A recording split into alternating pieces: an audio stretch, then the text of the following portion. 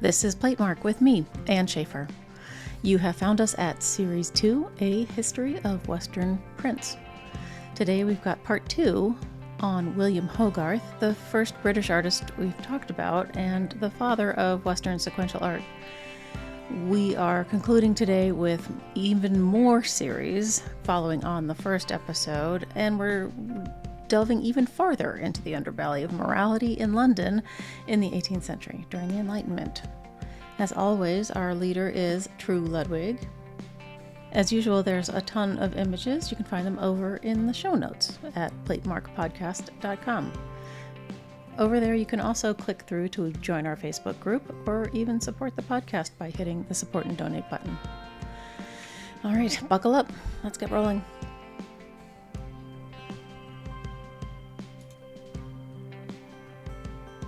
Hey, Tru. Hi, Ann. How you doing?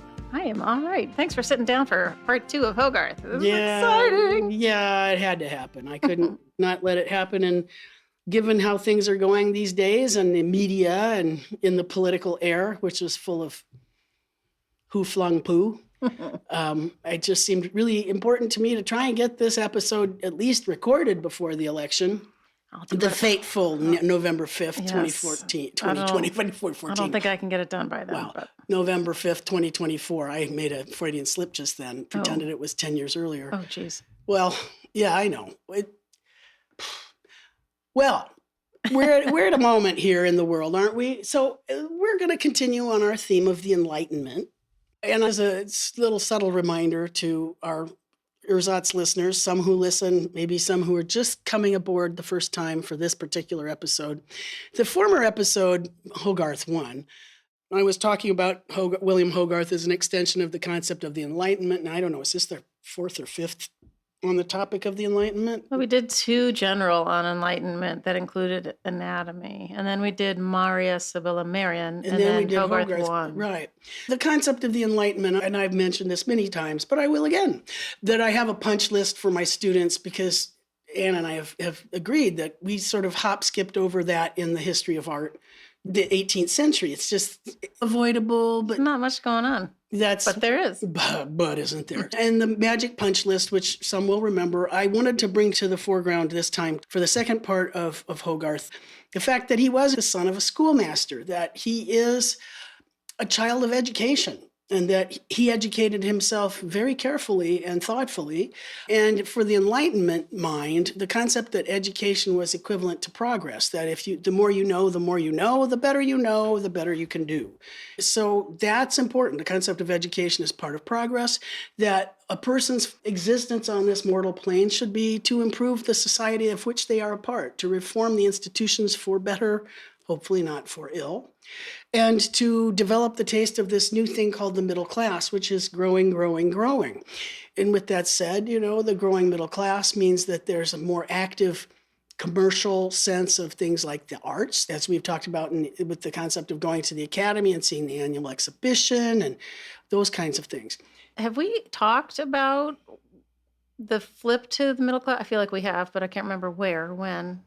The flip to the middle poor? Class, like why suddenly do we have a greater gradation of strata in society than we did between feudal and... Well, in part, if you think about the concept of the English society and the parliament and the fact that it is, in air quotes, the people governing themselves as opposed to kings and tyrants, that's part of it. Now, admittedly, they still have a king in France, and they're going to have a little bit of a problem with that until they start lopping the heads off of some of them. And then, of course, there'll be this little short guy that comes to power, and there'll be an issue with that for a while. Spain is going to stay entirely Spanish and entirely Catholic and entirely monarchic. But the growing middle class, let's think about the Low Countries. Let's think about Holland. Let's think about merchants and bankers and people who do have the capacity to regulate their own behavior and become a contributing member of their society. That's a growing issue. And particularly in England, it is. When we talk about, and then there's us, of course, the United States. It's about the Republic. For which it stands. Going from monarchies to... Correct. And I leave that to the political historians to talk about it. I know, but I just feel like all of a sudden you've got this big fat middle class and it's not big fat, but it definitely wait until this century with us in the Americas. Right. So sad. Yeah. At any rate, but the concept of the age of reason and how more humans had more capacity to wrap their heads around what was possible, I think is of key importance. And so in the past, I've shown images, the heads will roll, the many wonderful portrait heads that we see, many of these by Houdon, Voltaire, we've got Diderot, who did the Encyclopédie. You have Ben Franklin, the great scientist and statesman, a bit gouty in the leg. You have George Washington. You have Joachim Winckelmann, or Johann Winckelmann, which someday I might talk about, because he actually sort of comes up today a little bit obliquely. And then I added William Hunter to that, because he is in fact an anatomist, not only a doctor, but also a keen draftsperson. And to that I have added the self-portrait by Hogarth. Because if we think about all of the things that Hogarth was doing, he really is an Enlightenment soul. He really is a self-made man, literally, having come from humble means and aspiring for greatness and wanting to be a part of the betterment of society, but definitely wanted to be a part of the academy. But he was also a shrewd kind of a guy. So there are many things that he's done that impress me tremendously. And so I've added his self-portrait, and it's a winsome portrait of himself with his palette. And it's always neat to see artist palettes painted by artists themselves. So you can kind of see how they lay out their colors and so on. And there he is in his proper wig, looking like the Enlightenment soul. But at the same time, he's living at a time where the wig will eventually be doffed for the look of looking more like one of the proletariat. Well, that concept of Hogarth, I'm going to remind us again of this self-portrait that Hogarth had done 10 years later, the painter with his pug in 1745. And again, I will remind you that his pug's name is? Trump. Yeah. It's really hard for me to accept that, but okay. It's so weird. But Trump was an okay word, They used it in bridge and all kinds of stuff. It will never again be. No, kind of like the name Monica. The use of the word name Monica really fell from use after about 1992. I wonder why. But Good up if you're younger than that. It was a big deal to my son when he was writing all about Clinton in 8th grade. And boy. At any rate, we have Hogarth, a self-portrait, and he's done it in a very much Enlightenment manner because he's featured himself in a porthole kind of a portrait. It's kind of a trompe-l'oeil, if you will, because it could be a portrait or it could be a tondo, a round portrait that's being shown on a canvas that's being swaddled by some Baroque drapery and his dog named Trump. But I want you also to notice, Anne, what is the portrait sitting on top of? Well, it's resting against a stack of 3 books.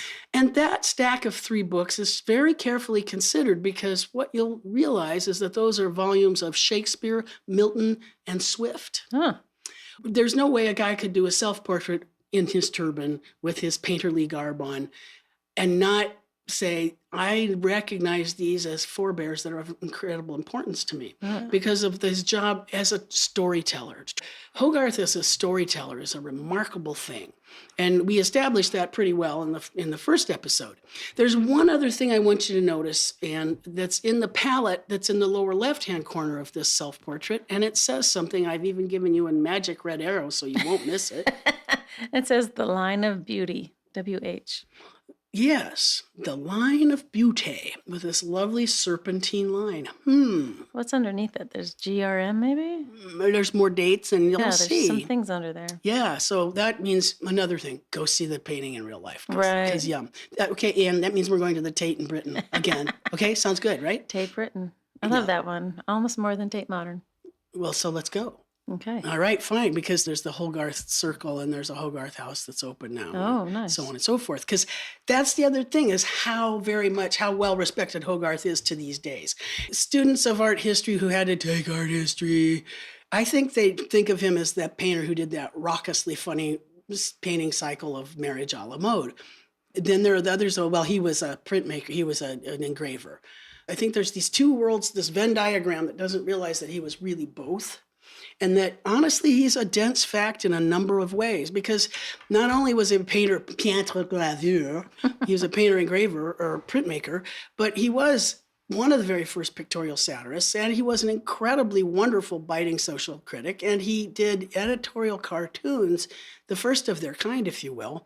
And yeah, without question, after last episode, I think we could safely say that he is the father of Western sequential art, which all illustration majors would go bonkers about, because sequential art's where it's at. Here comes comics.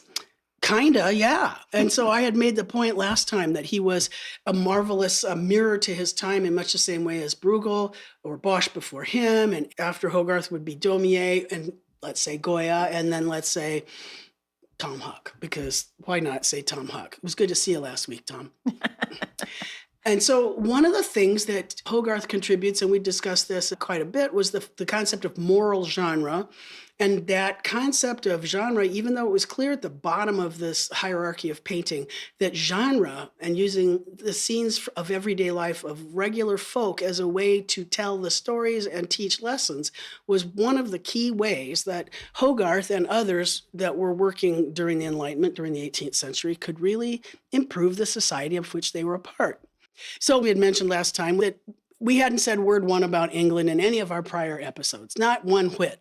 And so we had mentioned about how in the 1600s that England was starting to come on deck a little bit. You know, you had Inigo Jones and the banqueting house at Whitehall, and you had Sir Christopher Wren not only designing, what's that one? St. Paul's. Yeah, but additionally, maybe at least 50 new churches, including St. Paul's in London after the 50 Wow.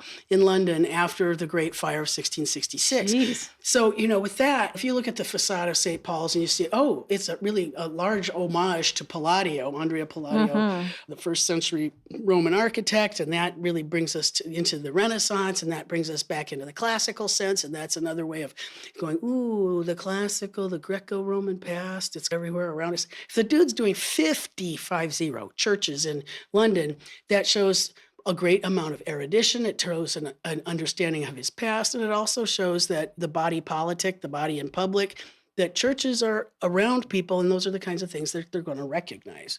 Even St. Martin's in the Field is in a Georgian style, which owes a debt to the classical. Right? And so there you have all that. Now, we got to get back to our friend William Hogarth. And, you know, we had talked about how he had been born in 1697, just 30 years after the Great Fire, and that he died in 1764. So he is a perfect example of the child of the Enlightenment. And many of the things that he's going to lampoon are the kinds of things that Daumier would take on 100 years later. And the fact that he was like Daumier, coming from almost nothing and establishing all kinds of new categories for art is wonderful indeed, because just as in literature and in some aspects of the fine arts, new categories of visual imagery are coming about. Son of a schoolmaster, you know, we talked about how his dad was a Latin teacher. The family had no money. His dad had this great idea about opening a coffee shop. It didn't go well. You could only speak Latin? Yeah. Yeah. Can you imagine? No. It's like, wow, what a crappy kind of a meal would you get at an all Latin cafe house now? Imagine the kind of people you'd be. Ui ignus est. I can't speak a word of Latin. Where's the fire? So Hogarth's dad is imprisoned in the debtor's prison when Hogarth is 10, and he isn't released until Hogarth is 15. And if you think about it as yourself, as any young man, those formative years between 10 and 15, who are you and what will you become? And so in many respects, and I certainly can't fault him on this, he spent much of his life defying those humble beginnings and doing his damnedest to rise in English society, and he does pretty well. You know, he becomes an apprentice to an engraver at the age of 16. He has always been loving looking at street life in the crazy, teeming, wonderful, raucous London, which is growing. And the fairs and all of the characters that he sees. And I'd read you a really tasty passage from one of my favorite books, The Bite of the Print, all about how raucous and huge and teeming and stinky and seething London was. It was just absurdly... I mean, I don't think we can even begin to imagine what the stench must have been like, let alone the busyness of it. And the concepts of pickpockets and every aspect of society literally bumping up against itself. So by 1720, Hogarth has, in fact, established his own business engraving, coats of arms, and all these smart kinds of things that are completely useful, book plates and such, and doing some small conversation pieces, kinds of portraits for people. And he includes actors. Now, keep this in mind, because he always does look to actors and theater as a part of his inspiration. In fact, you'll see later on, David Garrick, who was an incredibly important actor of his day, would become a very good friend of his. In fact, he would write his epitaph. Yeah. He would do a series of portraits in John Gay's very popular Beggar's Opera. Hogarth was keenly aware of the theater and how it was growing by leaps and bounds. And if you think about the people that he rubbed shoulders with, some of them weren't just magistrates, they were also playwrights. They were also this and that. Remember that this is an area of the Enlightenment, and you could have more than one skill set, you know. Do you think he befriended actors because he had them strike a pose in some scene for him to sketch from? And how could he not? Right. Theater, with many new kinds of shows, different kinds of genres of what entertainment was really booming in the 18th century as well. So he also meets Sir James Thornhill and visits his free art academy and happens to marry his daughter, which really helps because cha-ching, that helps step up his game a little bit. He's working for a print seller. He understands the trade really well, and he starts producing print satires, which I'm impressed by the fact that as a young fellow of 24, he's got a keen eye on understanding many of the machinations of English society, if you will. And then he's also got this soft spot, I wonder why, for people who come to the big city from outside. And so we told a good bit about the story of the Harlot's Progress, this moral story narrative that he had published in 1732, which was a delightful set of 6 images that he had engraved himself and that became a smashing success for him. But people would buy them. Oh, yeah. And did he sell them in subscriptions, or you get the first 2 and then later you get the second? I wonder. Anyway, it doesn't Honestly, matter. I know for a fact that the Rake's Progress was sold as a subscription set, but I can't honestly recall whether or not the Harlot's Progress was sold as a set or not. Yeah. But they're really wonderfully scaled for being exhibited in the home. I'm giving Anne a view of all 6 of them together, and just if you soften your eyes and you look at the little thumbnails, can you see a whole play just staging out in front of you the whole way through? It's really quite something to think about how he brings this young lady to town, how he cooks up the whole story. Her name is Moll Hackabout, which is interesting because Moll Flanders, a novel, had been published, maybe 7 years earlier. So he's already picking and choosing very smart names for characters in a really wonderful way. How this young, lovely girl comes in from the country and becomes a Lady of the Night. Sure, sure, we can say that. What's another word for it? Prostitute? Yeah, that's the one that was really... That's the one we're looking for? Yeah, but sex workers we could say now. Yeah, sex workers probably. But prostitute in his time was really what that would be. First of all, he had painted 6 paintings. Those become the 6 engravings that become the series. The series sells incredibly. The cycle of paintings is lost to time because they got burned up in a fire. He turns his attention to a second cycle, which is wonderful, realizing that the modern moral subjects is going to be a hit, and he understands they really sold well. It's astonishing, really, how much he had his finger on the pulse of society with the concept that prints are being shown in shop windows and in pubs and in public buildings and sold in print shops, and that it's another way to kind of do an end run around the art academy too, because like a genie out of the bottle, prints can function outside that really strict hierarchical academy of subjects, right? So, history painting and all the way down to genre at the bottom, below still life. But you see, what do the simple folk do? Well, let's just not paint them. They're terrible.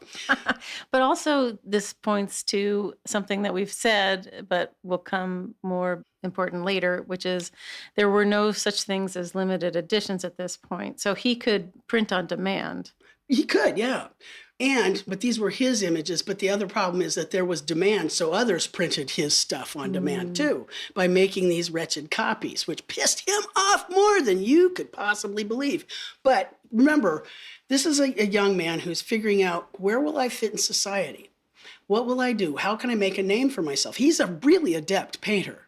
But I don't think most of us realize that until we get to Marriage a la mode. That's the thing that everybody sees these days. He writes in his manuscripts that painting and engraving modern moral subjects to treat my subjects as a dramatic writer. My picture is my stage. That's his goal. And so he uses some of that marvelous Dutch genre painting, and he uses the concept of the broadside and the popular print that he sees in England, but in a way he elevates them and gives us this cycle of stories that are beautifully composed in terms of image, in terms of lights and darks, in terms of the position of the characters on the set. Go ahead, Anne, you were going to say something. No, I'm just thinking about precedents. Dutch genre had been a thing, but we haven't seen... Not in cycles, though, really. Yeah. Not that I can think of. Right. But these beautiful standalone things like a young couple playing by a harpsichord, or the concert of Seven love. Vices, but it's not really a narrative cycle. Correct. Right. Yeah. But, and I'll mention this again later, but the fact that this cycle establishes awareness of this kind of possibility of what the print can do, there's no way he can see in his mind's eye when he's creating this in 1732. But the fact that this particular series leads to the establishment of the Magdalen Hospital for prostitutes, which is the oldest one in England, which was established in 1758, that's as a direct result of his work. And I think that he sees himself as a reformer. I have such respect for this guy. In one respect, I see him as such an idealist, as such a fervent artist, as such a fervently frustrated individual, because the Academy never really took full recognition of him. But this concept that, what will I do for my next print? What will my subject matter be? Why make anything in multiples? I can feel him thinking that. You hear me talk endlessly about what my next cycle will be, about what my next story will be. I have this whole concept of doing a Genesis cycle. What is this young man going to do next? And I could just feel the wheels turning for him. The other thing that's so interesting is, and maybe this isn't the first time for this either, but he's on her side. Yes. He's skewering the society that caused her downfall. Exactly. Not her for being loose. He's exactly right. He's not mocking her. No. And actually, you see that in many ways. It's as though it's nurture, not nature. She's not inherently a bad person. He sees her as someone who moved to the big city and had to find her way. And it was found by the wrong people and led down the wrong path. In one respect, it could be considered a lowbrow subject, but it's also a cautionary tale. Sure. And he uses his knowledge of precedents in terms of the Bible are very strong. You know, son of a schoolmaster's dad teaches Latin. There's no way the guy can't know about biblical things, with which I can show you with great certainty in this subsequent cycle coming up soon. So what is it? How does he follow up this huge hit that he had with this brand new thing called A Harlot's Progress, which is, you know, ooh, what a great, it follows the title, A Pilgrim's Progress. He's even building on traditions that had been in literature before, but now it's this visual thing. Now we still have all of the 8 paintings that he created for the next cycle that became the engravings of the Rake's Progress, which he published in 1735, and they still exist. And so Anna and I will take a field trip to John Soane's museum to see these. And you should too. As well as the election cycle, because those are all there too. Oh, cool. And that's what we're really going to get at today. Okay. But the concept of the Rake's Progress was also to show what it was that caused this young man to be born of money, inherit his father's money, squander his father's money, treat the woman he impregnated poorly, go whoring and drinking and get thrown into prison, and then eventually die in Bedlam in an asylum. And right there, I want to point out to you that the last 2 scenes are a prison scene and a scene in an asylum, realizing also that he's one of the first to show the interiors of prisons, which he would want to reform, and the concept of asylums, which in this case, you were shocked and amazed to find out that there were women walking by in their bonnets who went to the asylum to see what the nutcases looked like, because that was something you could go do. Like a sideshow. Yes. And that's, again, you know, thinking about what is the story, what's the lesson here? So the thing about the Rake's Progress was that it wasn't as big a hit. The biggest thing you notice is that there were 8, that he also engraved all of these himself. He was still pissed about the whole copyright thing, but he was working assiduously to get that changed so that his intellectual property could be protected, because nothing had existed up to that point. And so you can see that he's engraving his own scenes, but he's also Aside on the address, what are you seeing on that at the bottom of the print here?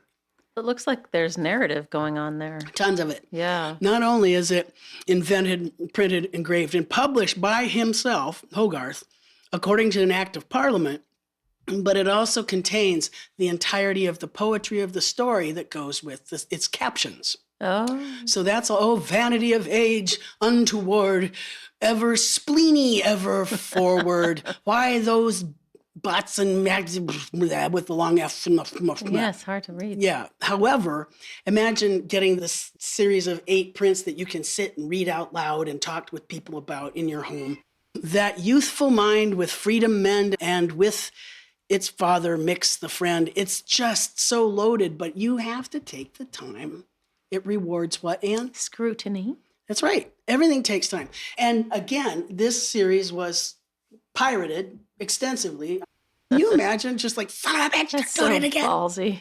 You know, but hey, they're businessmen, right? And again, I'm reminding you the concept of Hogarth and how many nuggets and tidbits there are within the prison scenes or within Bedlam, you know, the scene in the nut house where the ladies, the lovely, lovely ladies are coming by to visit to just see what the sideshow of crazy people look like. And aren't we better than that? Now imagine that he won't do any more of these kinds of cycles. He will not do them until for sure he's got a copyright so that nobody will steal his ideas. And when he finally does, he comes up with marriage a la mode, marriage of the day or marriage of today or of the moment, the fashion of marriage. He now is so well off that he doesn't need to engrave them himself. Well, why the hell should he? Right? Right. My sources have told me that Hogarth still did the faces himself of his painted engravings, or his engraved paintings, let us say.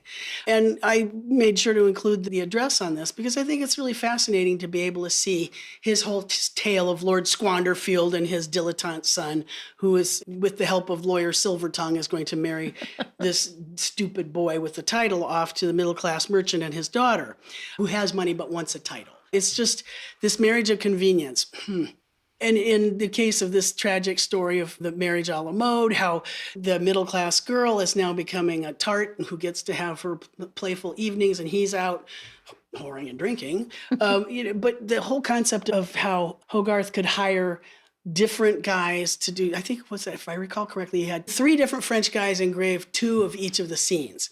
But you can also sense that Hogarth is supervising so carefully. And I can't blame him there. Yeah, you're right. Absolutely. I mean, it's interesting in this case, he's not just looking at the foibles of the lower or the middle class. Now he's mocking the upper class, right, which is great fun, I think, for those of us that don't come from the upper class. Right. All's fair in love and war. Yeah. And these foibles of society is an incredibly hot topic of the time. What's marriage supposed to be? And it is a skewering of all of society. But I find this intriguing. There are many that think that these paintings are the best of his serially planned story cycles. The paintings, right? But the series was not as well received as the Harlot's or the Rake's Progress. I feel like specifically the Harlot's Progress is an innocent person who you could root for and feel sorry for. The Rake's Progress, not so much, because he's kind of a ne'er-do-well. And the marriage, probably because they're wealthy. Yeah.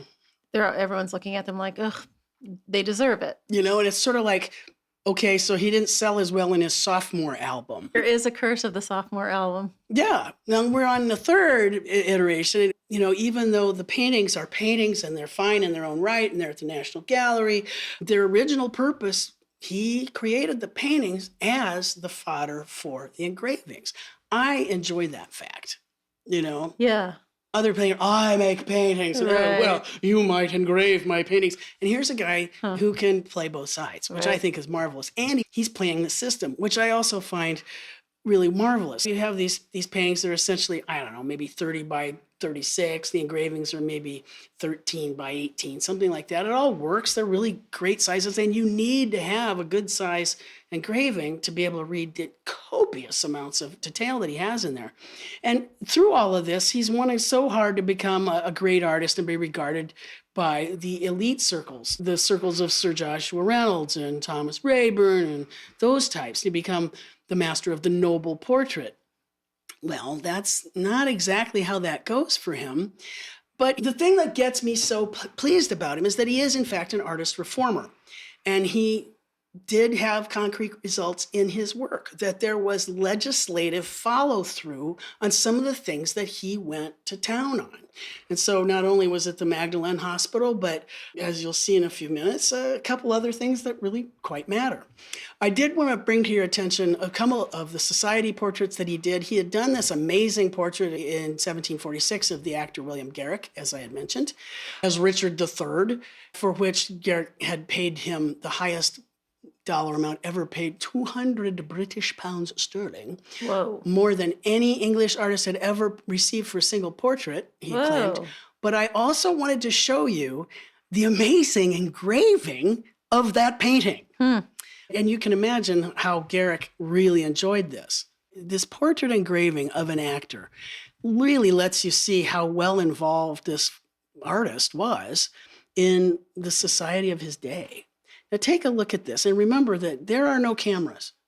Right. And that you have a painter, a peintre graveur, doing a portrait of Richard III. And it's got a gorgeous address too. Look at this. William Garrick and the character of Richard III. Engraved by William Hogarth. And a little help by another guy. But take a look at this. What do you see? Well, it's so unusual for a portrait because he's obviously as the character. So that, A, that's different. And B, he's kind of in this repose, but surprised repose with his hand up, like, whoa, dude, what's going on? Kind of an epiphany that he's having as the battle rages outside. You know, and his armor's down at on the lower left-hand corner. Look at the textures of that. Yeah. In the engraving, and look at there's some Baroque quality to this. And one of the things that we've noticed over and over again already is that Hogarth is, if you think about it, kind of the English Rococo, these lovely interior scenes, these smaller scale scenes, but this actually feels like a fairly Baroque kind of a portrait. Yeah, it does. This engraving could be an enormously huge painting, but to see how this image comes to life, this whole scene of Richard III in his tent as the battle's outside, with Christ on the cross behind him, and the fur and the hands are so gloriously done. Yeah, the hands are great. And the portrait face, the shock and amazement of that face, it's just delicious. And the satin tights are fantastic. And a little droop, they're a little bit knee sprung. Yeah. Just remarkable. And like any other Hogarth, there's still tons of little details, but I think this one is a little less rife with tiny, tiny details. However, William Garrick, of course, enjoyed this tremendously. And so the whole bit of it is, it's all Hogarth, Hogarth, Hogarth. You can see that he can do the society portrait. Well, the other thing I wanted to put on your radar was that Hogarth had also printed or published his Analysis of Beauty. It is a publication of 1753, published in London, and it is indeed the Analysis of Beauty, and my favorite subtitle is Written with a View of Fixing the Fluctuating Ideas of Taste. By William Hogarth. That's awesome. And if you can see, there's a pull quote from Milton underneath too. What is it? So varied be, and of his tortuous train curled many a wanton wreath and fire of Eve to lure her eye. Jeez. But what do you see on a pedestal right there? Right. That's the same swirl that was on the palette with the eye of beauty. There you go. And that was a portrait he had done of himself. In 1745. And this is 8 years later. But remember, this is a guy who had opened a little academy for aspiring artists. And so this is his analysis of what beauty is and how he teaches it. This is the textbook that he wished he'd had as he was Correct. teaching. Right. And also realize that there still is no official Royal Academy of Fine Art and Painting. It won't exist until 1768. So a few years off. Yeah. So he's writing an artistic treatise, and it's published, and here we have the title page of it with this. I adore the fact that he's got this pyramid with this S curve in it. And when I look at this and I think about how he's thinking as an Enlightenment thinker, And what is my analysis of beauty? Just like we're going to write an encyclopedia of everything we know. We're going to come up with theorems. We're going to come up with governments. We're going to come up with all these different ideas. He's coming up with instruction on how to understand beauty. And the thing that blows my mind is that this wasn't taken as serious as it could have been by the critics or the upper echelon artists of his day. But he completely describes his ideas of visual beauty and grace in the manner accessible to, and this is what I think is his downfall, to the common man of his day. That'll do it. See, maybe he's too lowbrow. So really prominent in Hogarth's ideas about beauty was that the S-shaped or the serpentine curve line that excites the attention of the viewer and it evokes liveliness and movement. Now, what is it that made the great work great? How was that thought about? Well, he tells us in the analysis of beauty that it's this intellectual centerpiece. It really is his treatise. The great art historian Ernst Gombrich even described Hogarth's tome as the grim campaign against the fashionable taste. Grim campaign? Yes, because he got so weary of the smoky reverence for an ancient past. He called them smoked paintings of the past. Hogarth described this book as his war with the connoisseurs. Wow. He's aiming it at a common human being. Like you and I could have picked up this book. Right. And gone, okay, how do you make beauty? And I'm showing you on one of the illustrations from the analysis of beauty, and it's showing this S-curve, which students of today would have no idea what learning to write in cursive. Right. The beauty of that formation now, there can only... Here's the other thing I don't get. So we learned cursory. It means to be able to write faster. Mm-hmm. But to be able to write faster with the letters connected could be a beautiful and artful moment. But here you have the beauty of the serpentine S. The S curve. Look how beautiful it is. And now there were two plates, which blew my mind in retrospect. I stumbled across two of the engravings from this book and bought them. And yeah, I know. And somewhere in this house are these two engravings from the analysis of beauty. Does this engraving by Hogarth, does this not look like, I don't know, it's almost like the periodic table of everything you should know and do about art. Oh, that's funny. It looked to me like the School of Athens for a second. Yes, everything you should know and do about art. Go ahead and pick it apart because that's a brilliant way of putting it. I mean, it doesn't actually, but there's something about it. Because it's classical looking, very Renaissance. Why? Pick it apart. Okay, well, there's a central image that's a scene with a lot of, I can't even tell what's going on, but there's a lot of statues and naked peoples. No, they're nude. They're not naked because it's the Renaissance or it's classicism and the human body wasn't to be shamed. They were nude. They're not naked. It looks like it's an artist. Academy or something. Very good. Yes, it looks like a school and there's a lot of things from which you could draw. So there's a little bit of the Apollo Belvedere, and there's the the standing Hercules. And there's one of many, many Athenas that's standing there in her little pudica pose, with her little hand over her. Go ahead, stay at naughty bits. Go ahead. Her naughty bits. I was going to call it lady bits. Okay, lady bits. Fine. And then, various tomes. For instance, I think it might be a bit of a text, a page maybe from Vesalius on the fabric of the human body. Somebody else is sculpting. There's a bit of the Apollo Belvedere. And there's this giant... that page, page of the legs, the muscles. I mean, it almost looks like a black and white version of the Dagoti. Oh, yeah. Right? Because those are... anatomical views of a crochet figure. Right. So how all of these things that go together, not only that, but they're also in a perspectively depicted space. Yeah. And then around all of this, he's got these various forms that appear in nature, how to do drapery, what is the various shapes of the human head. Look at these different kinds of corsets that you could really endure. A lot of corsets. A lot of, it's Hogarth, yay. And then different kinds, the S-curve of which you can aspire to. So the analysis of beauty, he came up with 6 principles that you needed to be aware of, which it's great. You only need to know 6. And so I'm going to give you very briefly some of them. And the first principle of beauty that Hogarth described is fitness. Which is not in itself a source of beauty, but can be described as a material cause of it. For instance, fitness does not necessarily imply purpose. However, improperly implied forms cannot be the source of beauty. It is in this that the necessity of fitness must be seen. If not accounted for, A form cannot readily be assumed beautiful. This is the beginning of body dysmorphia in the media. Pretty much, yeah.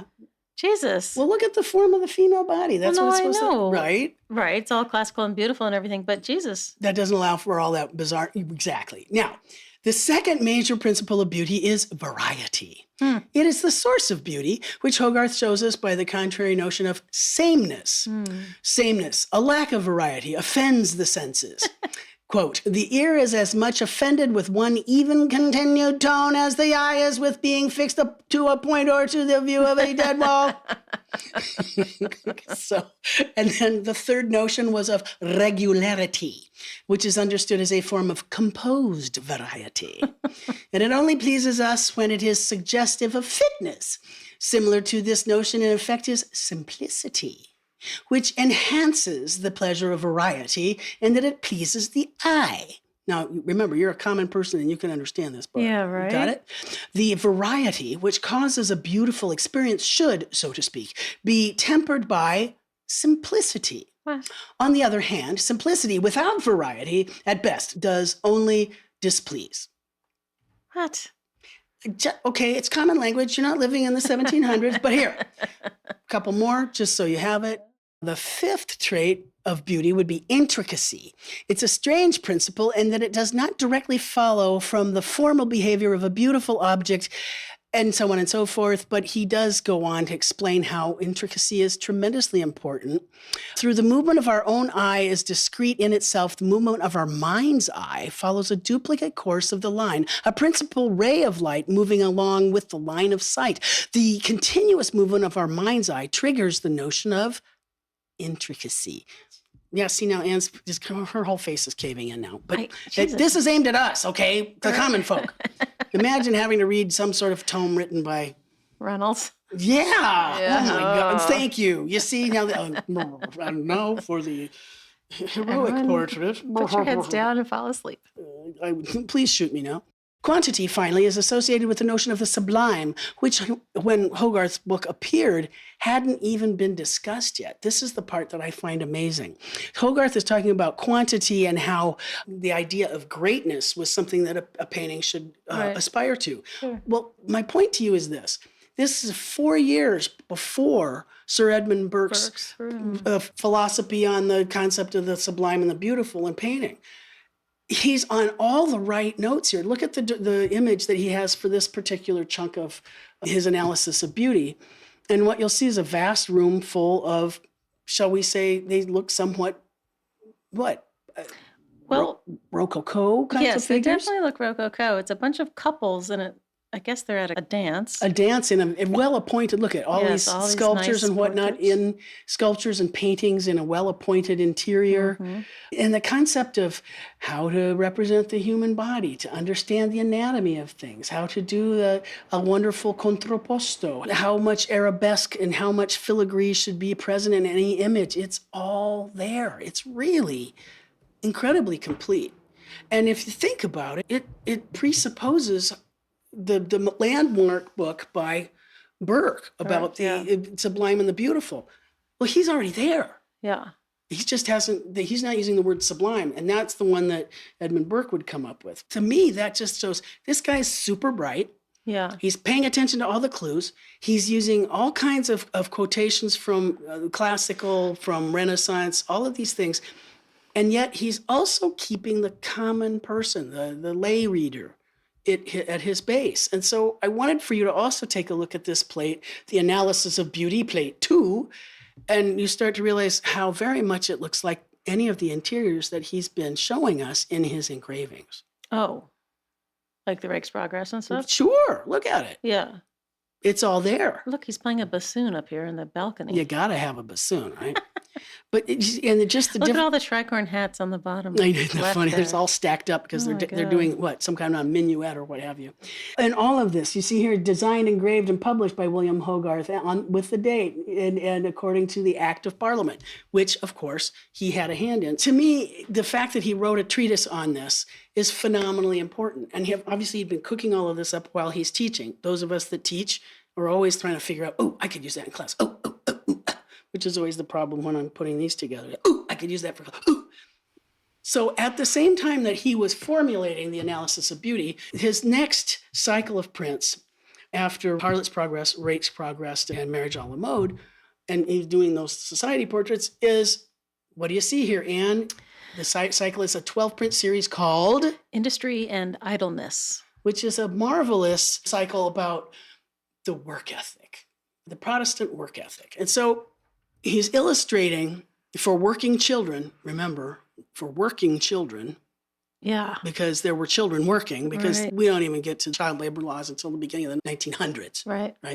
He's illustrating for working children the possible rewards of good hard work and diligent application, and the sure disasters if you don't.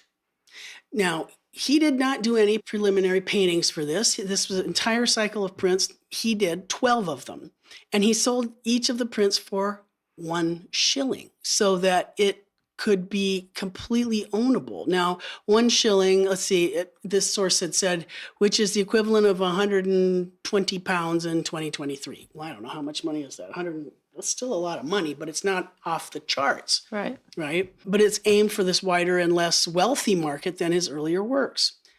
Industry and Idleness. Now, the cool part about this, each print is representative. It's of some aspect of the job. What's going to happen to our 2 protagonists as they move their way through as apprentices. What you're seeing in the first plate here of Industry and Idleness are the fellow apprentices at their looms. On the left, you see Thomas Idle. Oh. And he is at the left-hand loom, and at the right-hand loom is Francis Goodchild. And both of them, as we follow them through this 12-step cycle, are going on their various paths through up or down the political ladder. So, which one do you suppose will ascend to the pinnacle of power and esteem? And which will go down the path of immorality and crime to complete disgrace and legal infamy? Which one? I suspect that Thomas Idle, who looks like he's taking a nap at the loom. He sure is. He's kicking back at his loom, that little bum. Now, if you also notice, I mean, it's typical Hogarth. There's all these little nuggets and treats. Now, over here on Francis Goodchild's side, look at the little embellishment on this side of the print. There's a crown, and a scepter, and some kind of wand of power. And on the left-hand side, along with Thomas Idle, is shown a whip and various implements of being beaten and the not good. What do you see underneath each of the boys? So each of the boys, there's a medallion-ish thing that has proverbs. One says, the drunkard shall come to... I can't read that. The drunkard shall come to poverty. Poverty. And death of a man in rags. And the one on the right says, the hand of the diligent maketh rich. Now think about this. These are for the growing kids, right? There's a Bible verse under each one. And Hogarth's friend, Reverend Arnold King, had selected the Bible verses. Now, in the Enlightenment, there are those that may have said, oh no, the Bible, the existence of God is in question. Not to children that are in foundlings hospitals, that are in orphanages and such. I'm sure they're having the Bible hammered down on them constantly. And having all of these little reminders are terribly important. The final step, just so you can see the final 2, will show us what becomes of Thomas Idle and Francis Goodchild. And I just thought you should read to our listeners the various titles, because it tells you everything. Here's plate 1, which is exactly on equal footing at their first meeting. Tom is on the left, Francis is on the right, and the master weaver is at the extreme right. And so Tom Idle is leaning back, and he's got his head clonked against the thing that's got some of the opening pages of Moll Flanders, the naughty book, which also is a reference, if you will, to the Harlot's Progress. Right. You'll also notice that the Prentice's Bible, which is underneath and has clearly been referred to by our good apprentice, Francis Goodchild, is now in tatters and being completely ignored by the little slob who's asleep. You can also see, can you see that closely there? Spitalfields. Yeah, it's a spittoon for where he spits it. And there's a little bottle of alcohol next to him and some kind of dog that's trying to get at what he's doing too. So there's, again, typical Hogarthian elements all the way through that. Second, just give them the titles and tell me what you think. Okay. The Industrious Prentice. Performing the duty of a Christian. So he's in church. He's reading with true love. There's He's a psalm singing some hymns. Yes, they're in their church singing hymns, and there's a psalms passage. And each of these, there's little vignettes in the corners that tell us what's going to happen next. Oh, I see. Here we have what's happening to the other boy. The idle prentice at play in the churchyard during divine service. Now, while the service is going on, what are the boys doing out? Looks like they're playing on top of a tomb. Yes, and they're being bad and mean, and they're torturing somebody, some other boy. They're horrible, and it's so low. Then the industrious prentice, a favorite and entrusted by his master. So he's being good. His master's entrusting him to take care of the entire shop while he's out. And it's got a passage from Matthew underneath, and it's showing him behaving and in a very orderly and methodical kind of background. And what's happening to the idle prentice? The idle prentice turned away and went to sea. Sent to sea. Sent to sea. That's the long S. Oh, there like it is. Beethoven, Got the long S. So he's being sent to sea because he's bad. So he had to be sent out to sea as a sailor because he can't be trusted to stay in town. Here's a thing from Proverbs, which is going to basically say you can't behave, you have to go be a sailor. Next, the industrious prentice. The industrious prentice out of his time and married to his master's daughter. So here's a young man who did so well, kind of like Hogarth, who married his master's daughter. Interesting, and going to rise through society. Well, all of the riffraff are off to the sides. There's Proverbs that is going to tell about how the virtuous woman is a crown to her husband. So that's even how young ladies know how to behave and be a crown to their husband, not something to the negative. So the good boy is getting married to the master's daughter. Well, and his name is already on the sign. Oh, so you could climb and what's happening here? Oh, gracious. The idle prentice returned from sea and in a garret with a common prostitute. Prostitute. That's Why are you lisping? Prostitute, because it's done with the long F. Right, so here we go. Ping, it's going to get even bigger. Can I stop you for 1 second? Never. The font style of the titles on the top of these prints is the style of font that we used for the Platemark logo. Now, okay, so are we going to be a common prostitute? Well, luckily we don't have that problem in Platemark. No, we don't. But here, now you can see, oh, look, he's shacked up in this horrible interior. There's a cat falling down the chimney. There's terrible things happening. He's shacking up with the poor girl. She's playing with her trinkets that she's gotten from a bunch of other guys. Oh, boy. And Leviticus chapter 6, verse 36, the sound of a shaken leaf shall chase him. Basically, don't do the naughty stuff. Okay, so that's where that came from. Our Platemark came from that, huh? Platemark, the letters that make up the logo came from Hogarth. Well, thank goodness for small miracles. Don't worry, folks. We're getting close to the end now. The industrious prentice. The industrious prentice, grown rich and sheriff of London. He has risen to power and is now a legal leader of the city. And see, everybody's behaving. He's at the head table. It's just, and look how orderly and methodical everything is. And let's see, Proverbs chapter 4, verse 7 and 8, with all thy getting and understanding, exalt her, and she shall promote thee. She shall bring thee the heavens when they dost embrace her. It's just, you be a good Bible-fearing person and behave indoors. Look at that, and this is how to behave. Wow. Right? And again, all the good trappings of what will happen if you behave well. All right, but wait. There's just a little bit more. What's going to happen? Oh, my God. The idle prentice. The idle prentice betrayed and taken in a night cellar with his accomplice. So now they're in a really naughty place and they're doing something terribly wrong. And then the industrious prentice, alderman of London, the idle one brought before him and impeached. By his accomplice. By his accomplice. Once upon a time, they were both the same level. The same level. And now one is being brought before the judge and he's remembering this. Oh, I remember you when we worked at the same time, and look how much pain it's brought to the judge, and he's pleading. So we've got both of them in the same scene. And finally, The idle apprentice, executed at Tyburn, which is the gallows grounds outside London, and the industrious apprentice is now Lord Mayor of London. And the whole city is happy and cheering, and they respect him. And this is industry and idleness. You can come from nothing if you work hard, play hard. If you work hard, you will achieve greatness. If you do the wrong thing, you will become Donald Trump. So, industry and idleness. Was it a hit?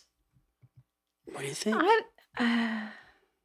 Maybe people would enjoy watching the parallel paths. I don't know. Was it a hit? It was very well received. Yeah. And it was affordable. Think about this. He's marketing it. And he's also picking his audience because he wants to try and help out the youngsters. What can I do? What can I use with my own intellect to help people out? Now, if you think that was annoying, then let's just go to the next tidbit, which really shows, only 4 years later, that he is going to tackle something. His next, if you will, social virtue will be a pair of images that I've only seen one at a time, but actually were intended to be seen together. And they're known as Beer Street and Gin Lane. And they're amazing to me because they were published in 1751 and they were meant to be seen as a pair. They were pendants for each other, and they depict the evils of the consumption of gin, which at the time was any kind of distilled spirit, as a contrast to the merits of drinking beer. Now, let's first of all think about why beer exists. Well, water was so dirty that beer would be clean because it was distilled and whatever else. It was safer. Safer. Right? Yes. Now we think beer drinkers because we have fluorinated water and we don't have any lead pipes like in Flint that are filled with dung that are flowing through the streets of the city. Beer was considered okay. There's so many political aspects to this gin thing, you wouldn't even believe it. It's amazing to me. There's one YouTube video in this that's just unbelievable. It's like, oh, you're kidding me. It's so hip. It's so of its time. It's amazing. And in some respects, it almost echoes the opioid epidemic. Oh, gosh. It really does. So at the same time that he is publishing this, it is being published at the same time that Henry Fielding, who is a friend of his, who's a magistrate and a playwright and an author, he's publishing an inquiry into the late increase in robbers. He wants to know, why are there more robbers out there? And they're issued together. And the next cycle that I'm going to show you, the Four Stages of Cruelty, also came out at the same time in 1751. And these prints continue the movement that Hogarth and others were doing. So they're not just laughing at fashionable society more, like he had with Marriage a la Mode, but they're actually trying to get more cutting satire to deal more with the problems of now, of poverty and crime and the lives of everybody. Reform. Absolutely. Just like I said at the beginning, it's like, how do you improve society? And so if you want to think about it, at a very simple level, Beer Street people are happy and healthy, and they're nourished by this native English small beer and ale concept. The nice little beers and ales that are produced, and it's because not people want to get wasted, but they don't want to die because they don't want to drink infested water. Beer Street depicts industry, health, bonhomie, and thriving commerce. And those who live in Gin Lane are destroyed by their addiction to the foreign spirit of gin, and it shows shocking scenes of infanticide, starvation, madness, decay, and suicide. Wow.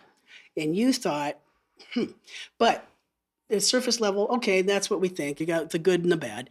But the other thing is, if you pick it apart even harder and you go layer by layer and you go under it, you'll start to see even more layers that we would even begin to understand at this level. So there are many, many nuances that we don't get. And there are some that would say that some of the rightness that appears in Beer Street are what caused the problems of Gin Lane. And that'd be the way we see things now. You know, why are people in the inner city doing poorly? They don't have as good an education. Why do they have these issues? It's because the society that built them, right?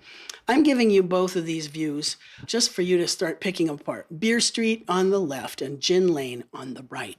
I've looked at the Gin Lane. I don't think I've ever seen Beer Street. This is fascinating. Exactly, and that's the thing that's amazing to me. Well, you can imagine why it would be less popular to collect, because it's What, Beer Street? Because it's good. Yeah, it's the good stuff, right? Good stuff, right? The bad stuff's always more interesting. Of course it is. Visually, anyway. I mean, come on. The 7 Deadly Sins are a whole lot more fun than 7 versions. Yes, exactly. Yeah.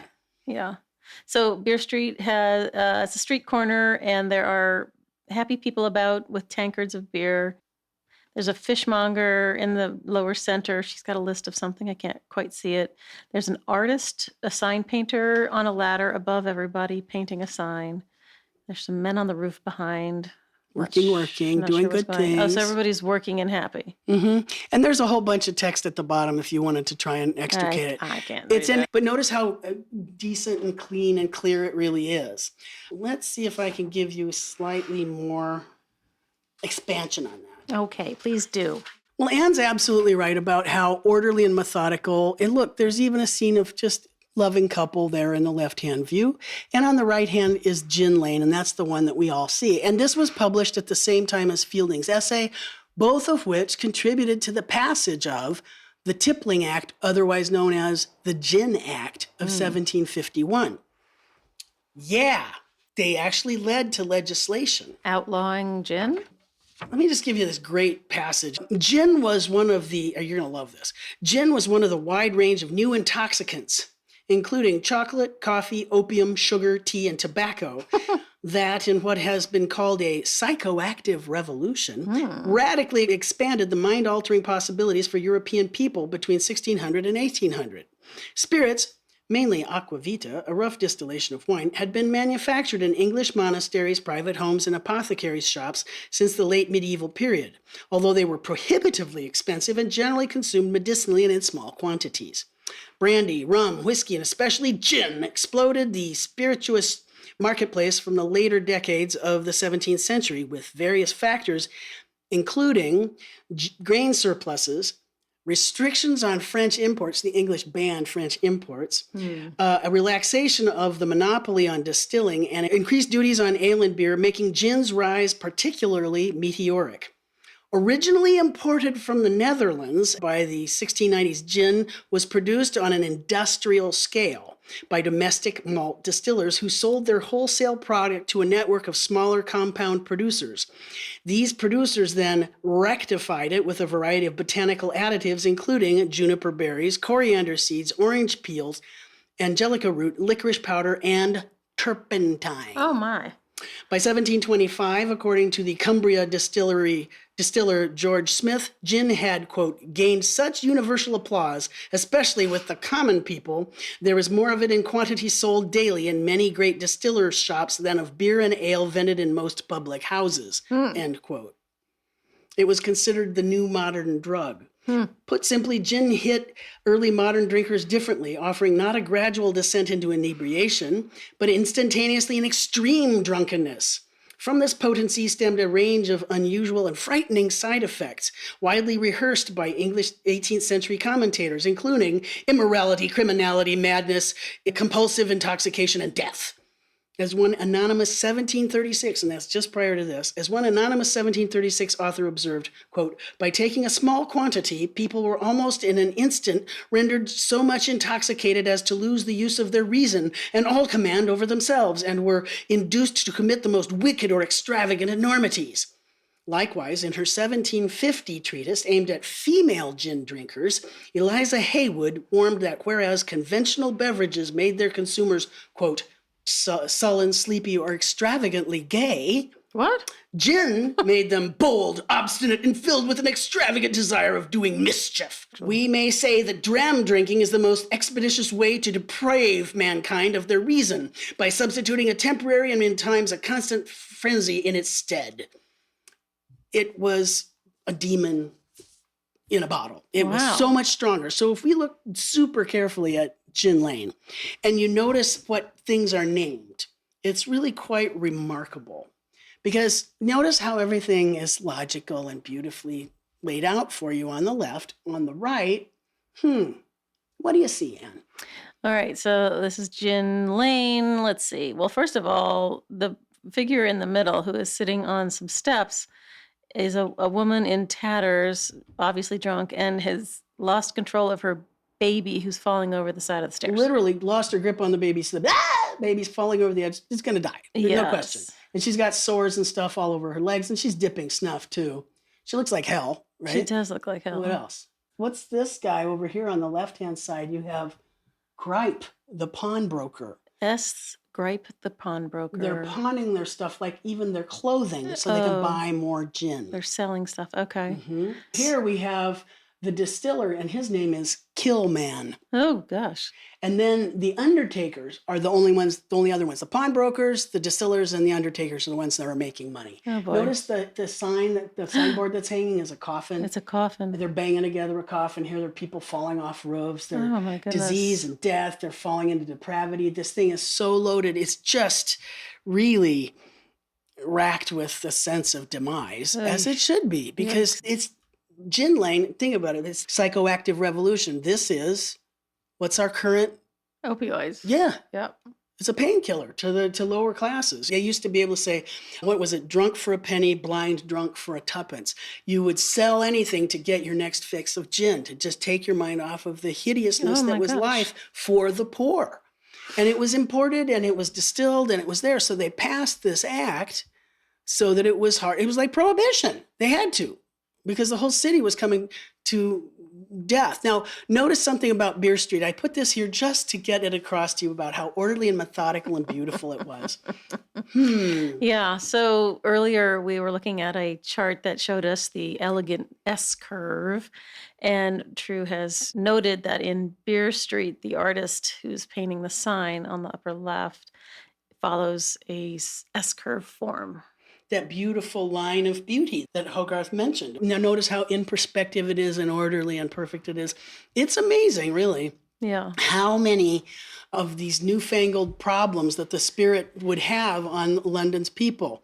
So what is it? Not only the people and the instruments that thrive among the undertaker, the pawnbroker, the purveyors of the deadly gin shop, those are the only ones that are going to do well, and everyone else, which is all the poor folks of London. That's somebody that Hogarth, again, was trying. It wasn't just to be restrictive. We're not trying to take away your rights. We're trying to protect you from yourselves.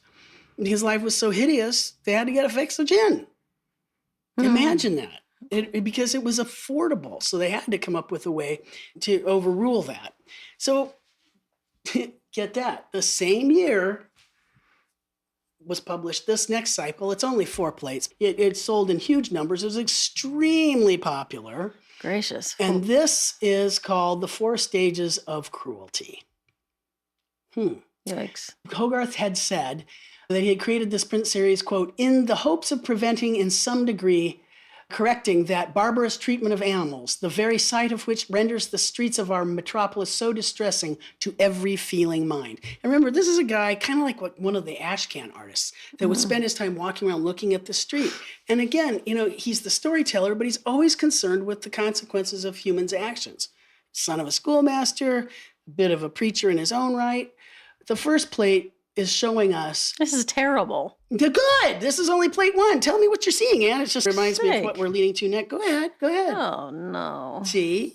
Now pretend that it's the 18th century and you're finally seeing artwork that fascinates you. Yes, yes. Okay, so it looks like a schoolyard tussle, but you have groups of boys, naturally, doing things to animals. The most wicked of which in the center is they're shoving a cane up some poor dog's butthole. Mm-hmm.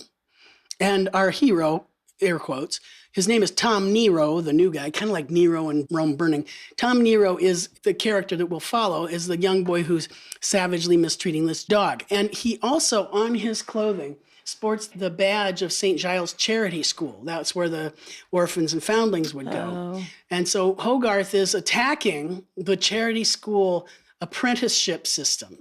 So Hogarth is essentially attacking this system that the charity schools would have of trying to help boys or young people into the apprenticeship system. And it was supposed to lead abandoned children to a life of virtue. But in reality, think about this. It prepared them for the cesspool. Little boys, Lord of the Flies. It's just like what they're going to turn into. It just shows these boys doing so many icky things. I remember my brother at about that age, they would put firecrackers in the fish that they'd pull out of the pond, just to do evil shit. Jesus. Right? And boys, like the magnifying glass on the ants kind of thing. Right. That's the first stage of cruelty. Right. Here we have the second stage of cruelty. And remember, extremely popular, sold in big numbers. In the second place, Tom Nero is a young man working as a coach driver, and he has been mistreating his horse.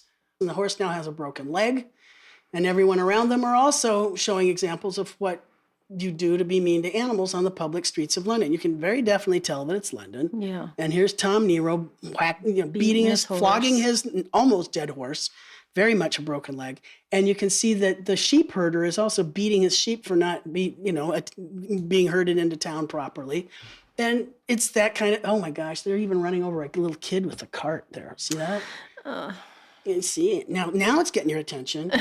Stage 3, cruelty in perfection. In Hogarth's third plate, Nero has become a highway robber, and he's being apprehended for killing Anne Gill, his pregnant lover. What? Yeah, he's a robber, and now he's been hanging out, and he's killed his the woman he stooped. Yikes. Right? So he's being hauled off. And in each of them, there's also, of course, a poem. To the lawless love, when once betrayed, soon crime to crime succeeds. At length beguiled to theft, the maid by her beguiler bleeds. Yet learn, seduced man, nor night, with all its sable cloud, can screen the guilty deed from sight, foul murder cries aloud.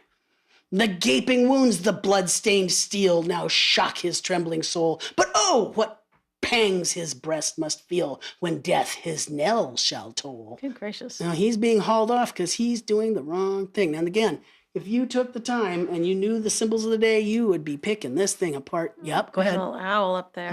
Almost like a Goya. Admittedly, this is 50 years before Goya, but hey. Oh, hey, there you go. Now here you go. This is the best.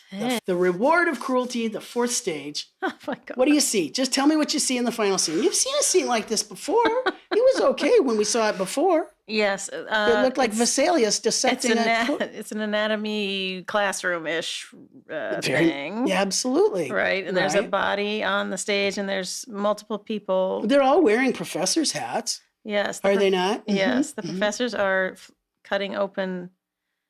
It looks like it might even be a vivisection. I hope he's not alive. Well, that's why I said vivisection as opposed to dissect. Vivisection means being opened up when you're alive. In the final scene, Nero has been hanged and his body is being dissected in the Cutlerian Theater near Newgate Prison. Think of this. This is the operating theater near the prison. Ooh. It's recognizable. You can even see, oh, look, there's skeletons hanging in the... Yeah. We should really put it against the Vesalius operating theater because it really would be. Right? And he's put, hey, it could be like that. But the skeletons are pointing at each other. Right. And they're warning each other something. How? The public was invited to view these gruesome dissections. And this scene reflects back on the first plate where the young boys staged their own theater of gruesome operations. And now look down in the bottom. See the dog that looks like the dog that was being mistreated before? What's it doing? It's eating the heart. Yeah, it's, This looks good. Ugh. Turnabout is fair play, right? But the funny part is not funny. Interesting. Is that a dissection prior to this was for science and it was for understanding. Science, but they only used criminals. Right? Isn't he a criminal? Yes, they hanged him, and that's why it's being shown. Right. You're going to be a criminal, and this is the come about. This is the reward of cruelty. You are a criminal. He's been hanged. Actually, so look at how really good the anatomy is on the leg. The Hogarth, he's done a good job here. Yeah. And this guy is like literally, as they're disemboweling him, all the guts are be dumped into the gut bucket, and then over here they're boiling in a cauldron. They've got the heads and the bones of others that were that way. Looking at the doctors, they're like, oh God. The part that really grosses me out is how this one doctor is digging out one of the eyeballs. Eyeballs, yeah. Another one is working on the feet. Yeah. It's, hey, we were okay with it when it's for science. Well, exactly. It's stem cells. You're killing babies. But this was the reward for cruelty. Keep that in mind. Because behold the villain's dire disgrace, not death itself can end. He finds no peaceful burial place, his breathless corpse no friend. Torn from the root that naked tongue, which daily snore and cursed, those eyeballs from their socket wrung that glorious with lawless lust. He's not the best poet, but boy, can he engrave. But the other thing is that Hogarth is again showing the horrible conditions in prisons, the outcomes of these things, the conditions that Henry Fielding, the guy that was the magistrate, the author, the playwright, had written about. Why is there more robbery? Because of the gin. What he'd even written about it in his novels like The History of Tom Jones and many other plays. It was like, why is our society this way? Hogarth is still seeing his prints as the stage. And I really have to salute him for, think about this now. We've had Industry and Idleness, How to Become a Better Human Being. And you have Beer Street and Gin Lane, watch out. And it has to deal with contemporary politics and economics and that socio-political scene. This is stuff you need to be aware of. And then you have the Four Stages of Cruelty. Think about this also. Hogarth was also an active governor of the Foundling Hospital. What? The very first home in London for abandoned children. And he made paintings for that institution. That's why this guy's doing scenes like Industry and Idleness. I see. He is an artist reformer. He's not just doing this to be a smartass. Right. So he's done all of this kind of stuff. You're up on it, I can tell. Now we're just going to get to this one last little cycle because he has been working at the lower classes and he's been looking at the high classes and mocking them and talking about what makes a better person. And then he does a series of 4 paintings in 1755 that illustrate an election, a terrible election that went on in 1754. It's the last painted cycle. These we have to go see in John Soane's museum. Can we please? Can we please? Museum, okay, yes, because there's a cycle of oil paintings. But again, he makes this into a cycle of engravings. And I will tell you that in this cycle of engravings, it can't be any different at all than one of the reasons I was trying to get this episode done so we could beat the election. And now I'm not sure we will, but it'll prove that Hogarth was still so very right. Yeah. In his time and place, because the only thing we learn from history is that we don't learn from history. So this Oxfordshire election of 1754, the Whigs, which were considered more the progressive party, had decided to challenge the conservative Tory party. They had a stronghold on that area. And there had been an election. It was disputed. And guess what? Should sound a little familiar. Oh, Parliament decided the winner? Mm-hmm. Oh, no. Doesn't that sound a little familiar? That sounds bad. Doesn't it sound a little bit like somebody who disputed an election and somebody had to make, And so this was a problem. Well, so Hogarth had created this whole cycle of 4 engravings, and it takes place in a fictional country town of Guzzledown. And the first 3 paintings, election entertainment, canvassing for votes, and the polling, really show us all about the corruption in the parliamentary system of elections in the 18th century. But they also predate the Great Reform Act of 1832 because it was this visual awareness, wouldn't you know, that would help lead to reform. Gotcha. The last painting will show chairing the member shows the celebration. Wait. So, it's some 70 years later, but the thing to keep in mind at the time this was being created was that each constituency, the Tories and the Whigs, had to have property qualifications in order to be able to have a vote. So only the minority of male... Is it poll tax? Well, let me put it to you another way. Let's put it like this.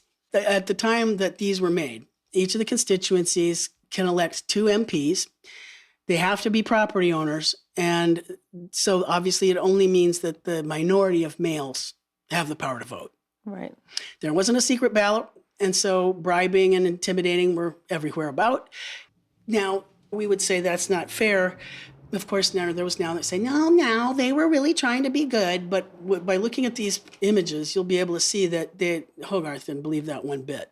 And the other thing that you can't tell in the black and white engravings is that in the painting cycle, the Whigs are in orange and the conservative, the Tories, are in blue. Okay. Sorry. Why do you get these 2 parties? Why do you give them colors? It's interesting. In black and white. keep the... Yeah. Well, you have to keep track of the people on stage, and it's like team colors, right? You have to know who's who. So how much have things changed? Not at all. So basically, you can see this whole catalog of behaviors in these 4 images about how people will behave, and they want to win by any means possible, by any dollar, whatever it takes. So the election that took place in 1754 is a series of paintings that he creates in 1755, and then he publishes them essentially the year after that. The system of 18th century England, the product of the Glorious Revolution and the defenestration of absolutist King James II, Stuart, of 1688, was hardly based on universal suffrage. Women, of course, could not vote, but neither could the majority of British subjects. The British voter was either a free man or a burgess, each of whom could meet the property qualifications of £10. Vote buying was common enough. For example, 2 individuals were fined and imprisoned for bribery during the 1696 parliamentary elections, and Erector of Durham in 1803 was fined £500. Even as late as 1840, voting irregularities compelled the authorities to declare the elections for Cambridge and Ludlow void. Huh. But wait, here's a great passage. Okay. Previous to the publication of this series, Mr. Hogarth's satire was generally aimed at the follies and virtues of individuals. Here he has ventured to dip his pencil in the ocean of politics and delineated the corrupt and venal conduct of our electors in the choice of their representatives. That these 4 plates display a picture of any degree applicable to the present times, i.e. after the Great Reform Bill of 1832, cannot be expected. But they are fine satires on times gone by when the people of Great Britain were so far from being influenced by a reverence for public virtue that they began to suspect it had no existence. Excuse me, does this just not sound like right now? Yeah. No reverence for public virtue. William Hogarth exemplifies the contentious and predominantly masculine urban society of 18th century England. I thought you should know that. Let's go to I'm just showing Anne a comparison of the originals in color and the following. So here's your first view. Okay. The very first one is called The Polling. All right, so where do you think we are in this image? Well, it looks like a tavern to You me. are so right. It is in a tavern where the Whig candidates are trying to get their parties act together. And what's interesting is that you can see that there's a Tory rally going on outside, kind of like Butler, Pennsylvania. The conservative Tories are, oh, you're not going to like this. The conservative Tories are carrying an anti-Semitic caricature of a Jew. What?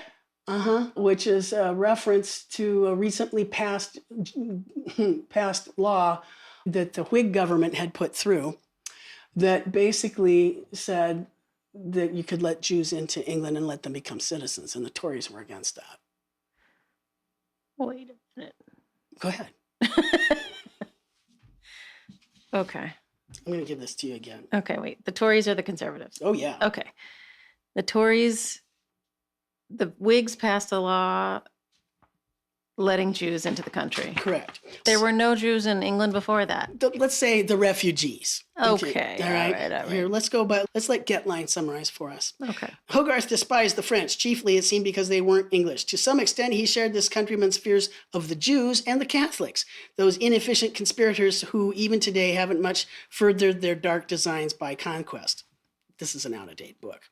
Both conspiracies are recorded in passing in Humours of an Election Entertainment. The first plate, the election series, the candidates are feasting their constituents. Votes are bought for both money and love. Through the open window may be seen an effigy with a Levantine profile, that means a Jewish profile, hung with the sign, "No Jews!" This refers to a proposed bill of the 50s whereby immigrant Jews would be permitted to become British subjects. Britain was in danger and Britons rallied. The Tories didn't want that. On the floor is a paper. This is also fascinating. Give us our 11 days. England had but recently joined Europe using the 200-year-old Gregorian calendar, and the feeling was widespread that the Pope of Rome had somehow stolen 11 days from the lives of Englishmen. What? Again, as Hogarth reports, Britons rallied, but you can't win them all, and the Englishmen never have gotten their 11 days back. What? Who cares? They did. Would you want to... Wait a minute. They're taking your guns. They're going to make your books. They're going to steal your souls. It's the same kind of crap. Okay, let your kid read the book you want your kids to read, right? Right. All right. In the U.S., they're going to take our guns. Right. They took our 11 days. Blah, blah, blah, blah, blah. Who cares? Everybody that's living in the United States right now about it, whatever hot button issue, who cares? It's the same thing. Right. They're all upset about it. They're going to come to blows over it. They're petitioning. It's now. I want to see what the TV historians 200 years hence have to say about this bullshit we're enduring right now. Yes. Because it's Thank you, shameful Roger and it's Ailes. embarrassing and it's awful. And so we have those things.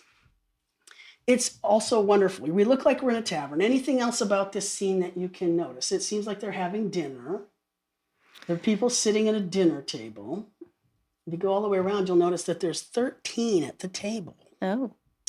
One of them is a guy, one of the Whigs, is kissing some old woman, an ugly old woman, maybe to get her vote, while some little kid is adjacent and is trying to steal the rich guy's ring. But it's also, if you think about 13 at the table, it's a Last Supper, and that's the kiss of Judas. I see.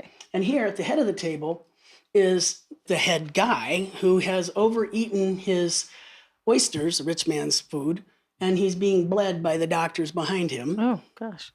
And we also have a guy who has a head wound that they're just pouring liquor into. And somebody else has hucked a brick through the window. And these guys are ready to throw furniture out the window at the opposing party. And there's a kid who's probably spiking the water here. And this bedlam and mayhem all ensues. And it's really showing us all of these different ways that the supporters or the bad people are doing whatever they can to get the votes that they want. Let's see, words. Oh, my God. Oh, yeah, there was even something about marriage and loyalty that's in there. See, an orange banner containing the words liberty and loyalty stand in the corner, while outside the window, the Tories carry a banner with the liberty and property it's there. Okay, so there's, say, liberty and loyalty, the Whigs do, loyalty to country, figuratively the Democrats. And here we have liberty and property. That's the conservatives. It's not that much different than it is these days. The words marry and multiply in spite of the devil refer to the Clandestine Marriage Act of 1753, and those have been added in another banner. In the foreground, a maimed soldier sits on the floor whilst a patron pours gin into his head wound. Oh yes, Sir John Parnell, the first baronet, is seen seated below the window using his hand and a napkin as a puppet. See this? Mr. Sock says. Oh my goodness. So this tells us all about the Last Supper, and it questions everything that's going on with elections. So that's the election entertainment. The next scene, it's a little easier to read. Go ahead. What do you see? Let's see. It does. You don't have to. Just tell me what you see. Well, it's 21st century viewer. It looks like a scene outside of a tavern. I agree. On the left, there's a table and two people looks like they're arguing or debating some things with their beers. And then under the signs in the middle are two people trying to convince the center figure of something. Mm-hmm. Not sure what. And then there are more figures to the right.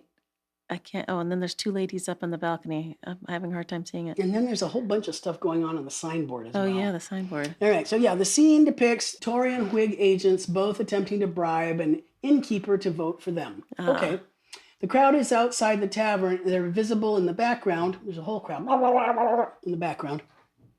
It's a reference to the anti-Semitism of the crowd behind, as a Jewish peddler is being employed by another agent who is offering jewels and ribbons to the wives of voters. Oh. See, look here, ladies. You can. I want some of those. And this is interesting. So hiding in this doorway is a soldier, and the two old sailors on the far left, they represent uncorrupted patriotism.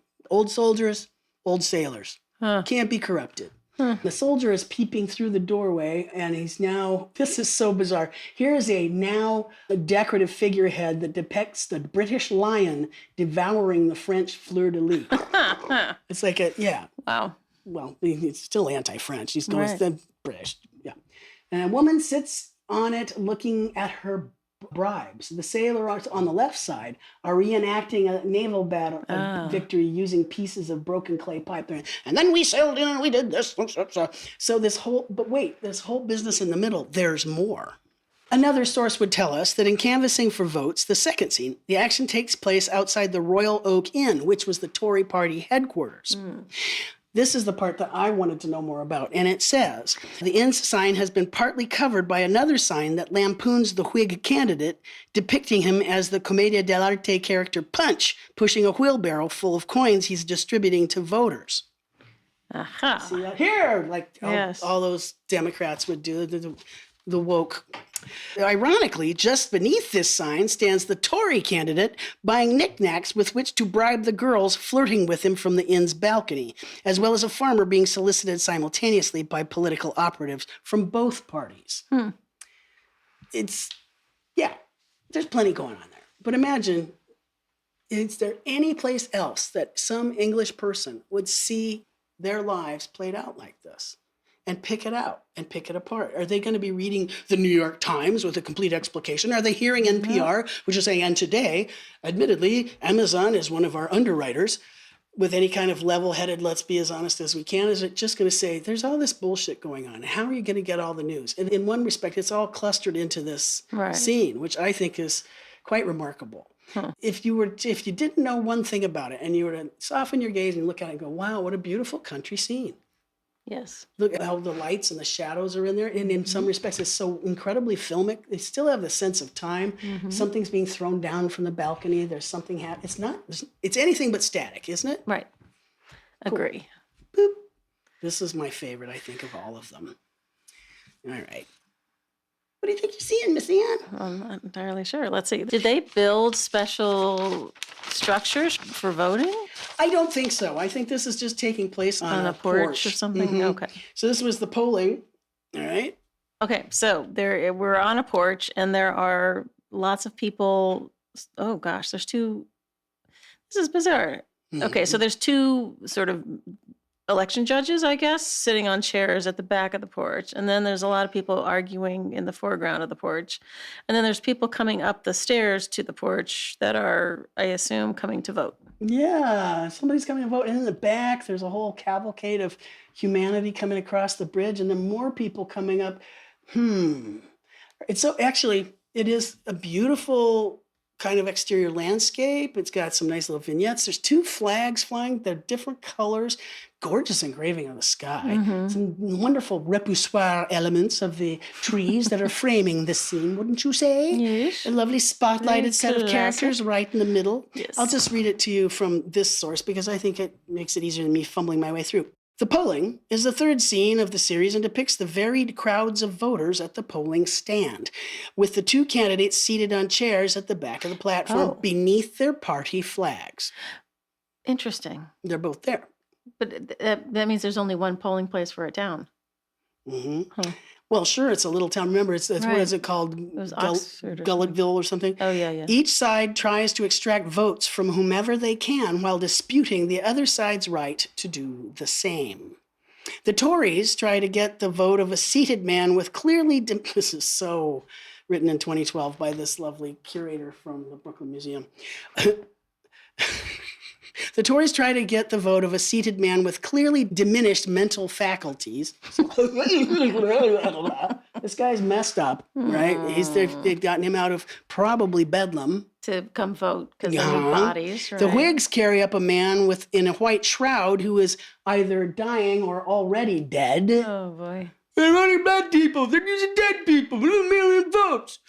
And one of the party's lawyers appears to challenge a one-legged veteran's right to swear his oath with the metal hook that has replaced his hand. You see, we got a veteran who's got a peg leg and he's got a hook because he hasn't got a right hand because he lost it in battle. Right. In the background, a carriage emblazoned with Britannia's flag topples over while two coachmen obliviously play cards, further emphasizing the message that political negligence and mismanagement have imperiled the nation. Wow. Doesn't it seem vaguely familiar? Yes. All those fraudulent votes, we have a miscount, blah, blah, blah, blah, blah. In the polling, Hogarth scoffs at the notion of independent voting as one of the candidates seated in the back already anticipating losing to his complacent opponent, apprehensively shudders at the massive expenditure involved in his campaign, especially in buying votes, while the parade of qualified electors crowds the polling station. Hogarth, by implication, praises the faithful servant of his nation, the mutilated old soldier, who is being sworn in by the clerk, while exposing the incompetency of the other voters, who include a deaf idiot, a man in fetters, a madman instructed how to vote by the innkeeper leaning on his shoulder, and an imbecile wrapped in a blanket and transported to the polling booth by 2 attendants. Whereas the satire in the third plate involves the low caliber of the unlettered and undiscerning electorate, imbeciles and moribunds being persuaded to make their marks, in the final scene, Hogarth celebrates the atavistic forces unleashed by the election victory. Are you ready? Mm-hmm. We see the successful candidate, like a fat powdered capon, born in triumph by his bruisers, who are still carrying on their private feuds. And I must confess that Hogarth conquers my prejudice by the figure of the blind fiddler, a real stroke of the imagination outside the usual range of his moralizing journalism. You see here, this is called the honors of the election. They're showing the winner being carried in his chair. And so off he goes, this big fat capon being carried, and the city is all responding to how the election went. What do you notice there, Miss Ann? Well, it's like a procession through a small street, and the chair upon which the winning candidate is seated is falling over. Yeah, it does look like it's going to fall. Yes, he's holding on for dear life. His tricorn hat is falling off. Mm-hmm. The procession is led, in fact, by a blind violinist on the left. You mean like the blind leading the blind? Blind leading the blind. Mm-hmm. And right behind the blind guy is a bear with a monkey on his back. Monkey? Yeah. And a rifle that is being shot as we speak. Yep. And it's the monkey that's got the arms that's shooting into the crowd. And look, there's even a death's head on the top of that column. And it's just showing the complete downfall of what could be happening. There's a goose up there flying in the sky. Like it's getting ready to be cooked. This thing is so right. Look at this beautiful shadow that's being cast. It's almost like the Rembrandt. The school master who's hanging over and saying, "Remember, I warned you." Oh. It almost feels, to me, it yeah. looks like the one wise person there. And now Lisa Small of the Brooklyn Museum had written, although many of the allusions in the election series prints presuppose an insider's knowledge of the politics, procedures, and characters of the time, Hogarth's witty and scathing take on the craziness that can surround the democratic process is timeless. And I have to absolutely agree. Yikes. Yep. What's going on the lower right there? Is that a naked person? Oh, sure. That guy does look, in fact, naked. He looks like he's doffed his clothing. There's some kind of... The emperor's eating something freshly cooked. Oh, my goodness. By the way, this plate is humbly and earnestly dedicated to George Hay, who was a supporter of Pitt and the owner of several paintings by Hogarth. Hogarth would occasionally inscribe some of these to people he truly, truly respected. Huh. Now, while I was looking, I just have to tell you that while I was looking at this whole election cycle, which is the first really political humor we've seen, but also really delicately, quite amazingly portrayed using the design of beauty and perspective and line and shape and color and texture. I thought it reminds me of some election scenes, and I couldn't help but think of someone else. Oh. And it made me think of George Caleb Bingham, who was doing an election series in the middle of the 19th century in America. And so it made me think of Stump Speaking. It's a series of 3 genre paintings, and they all live in St. Louis. And then as I was fumbling around looking for these paintings, all of which are here in front of Anne at the moment, the very first of them is called The County Election, and it's showing the entire populace coming through and voting. And this is taking place in a little election out in Missouri. Mm-hmm. And then the second one is called Stump Speaking, and it shows the candidate who's on a podium speaking out to the various people that he hopes to be able to serve. There are those that would say that there's the past, the present, and the future that are embodied by the 3 other people on the stands. And then the last one, which has been called The Verdict of the People, and they're all like, yay, we're Americans, we've elected someone, and people are happy, or they're not. Especially the black man who is down in the front, and he is crumpled in a position which looks amazingly like the Dying Gaul, sure does, a Hellenistic sculpture, which shows you that George Caleb Bingham, a self-taught painter who was working out in Missouri, would also know and evoke these things. And I keep wondering if he knew anything about Hogarth. The more things change, the more things stay the same. And then the other thing I discovered was, sadly, was that in his swearing in, in 2016, Trump wanted this image behind him, which was called The Verdict of the People by George Caleb Bingham, He wanted it exhibited behind him when he was sworn in. The one that I exactly. So here in the centerpiece of the three, the stump speaking, a candidate leans forward to list his points before a crowd of rural citizens. Behind him sits an opponent with tablet in hand, taking notes for his turn at the makeshift podium. You know, the debate. The artist, George Caleb Bingham, was a Whig Party candidate for the Missouri State Legislature in 1846. Though Bingham won by 3 votes, wow. The election was contested and given to his opponent, Erasmus Darwin Sappington, who is the speaker shown there. Whoa. Scholars have used Bingham's drawings to identify individuals in this work. The large-seated gentleman behind the speaker is Meredith Miles Marmaduke, part of the Democratic political machine. The gentleman in the white coat and top hat is State Senator Claiborne Fox Jackson. Although these figures were recognizable to Missourians, Bingham intended this painting to celebrate the democratic election process more generally for a national audience. You know, here's the other thing I wanted to bring to your attention. So the closer look at Donald Trump's chosen painting, The Verdict of the People. It's a warts and all picture of antebellum democracy in action. And the past is never dead. It's not even past. William Faulkner wrote, "It's fitting, then, that a momentous week that begins with a holiday honoring Martin Luther King Jr. and culminates with the inauguration of America's 45th president should be followed up by a minor but simmering controversy surrounded by a 162-year-old painting, Donald J. Trump meet The Verdict of the People." It goes on to talk about how he wanted it there. Well, then that's a celebration of racism. And you just be careful about what you choose and what images you use, because it's all still so current. So if you think I was making it all up, I'm not. It just matters to me that we pay attention. You know, it's like, who cares? Oh, we care a lot. I mean, in 3 weeks.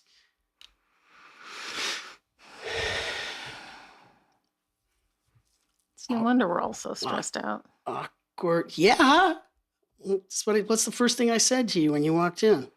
I wish this was over. No. Well, that, and I also said you look stressed. Yeah. And I know that for all of us it is. And I know that we're not supposed to necessarily demonize the other side, but, you know, unfair things and buying of votes, the more things change, the more they stay the same. Right. And so I wanted to point out to all of us that while we've been talking about images that may show the common folk, we are all common folk, and we're all in this soup together, and we all have to pay attention to each other and see what images teach us, however they're presented on the tiny screen. Or we've got so much junk coming on us now, and what's true?